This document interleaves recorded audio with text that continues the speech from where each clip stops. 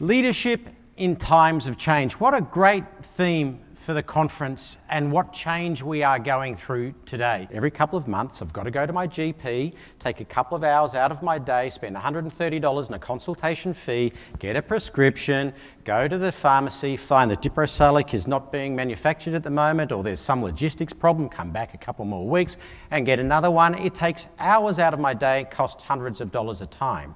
And I've heard a number of times in this conference, wouldn't it be great if the medical logistics mechanism would mean that you could just buy it online? And guess what? In some jurisdictions you can, like the United Kingdom.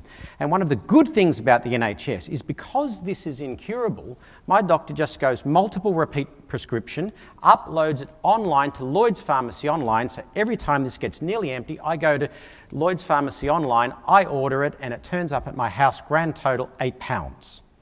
Every couple of months I save hundreds of dollars and I save hours of time because someone has got the logistics of that right. So profit, purpose and heart.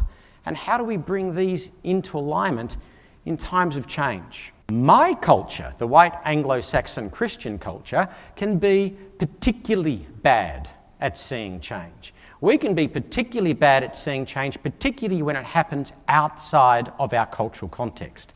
For example, we called the years 400 to 1400 the Dark Ages because the world went backwards.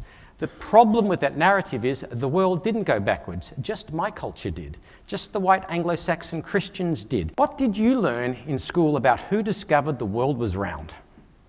Most people learned it was Galileo. Put your hands up if you learned it was Galileo who discovered the world was round, not flat.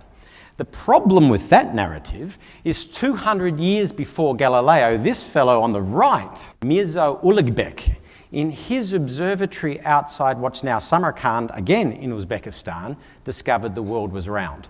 But it didn't happen in my culture, so my culture didn't accept it, and my culture didn't put it in the history books. Back in the year 1000, 1500, China and India combined were more than 60, some people say more than 80% of the global economy.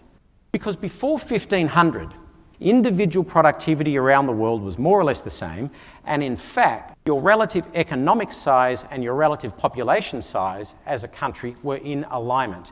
Your relative economic importance and your relative population importance were in alignment. Now, why is China returning now? Why is India returning now? Because about 1950, more or less, we started the information age.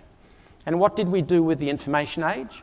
We spread that knowledge about individual productivity.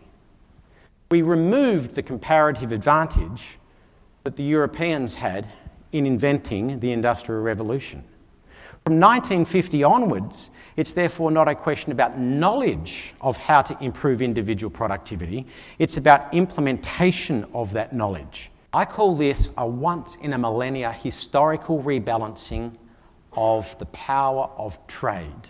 But what will be the future culture of trade? What will it mean? What will it mean for the work that you do?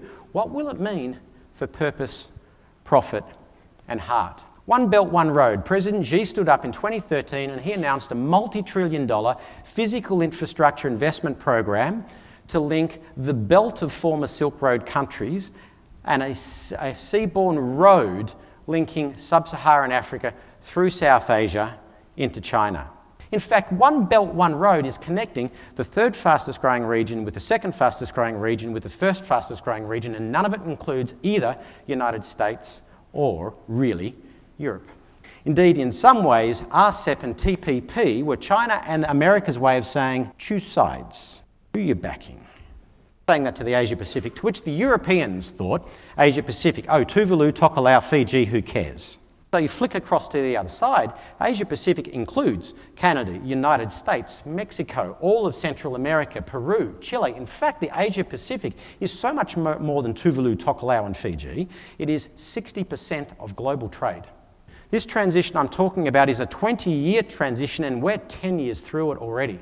The change we are living through right now is the most fundamental time of human change since the fall of the Roman Empire.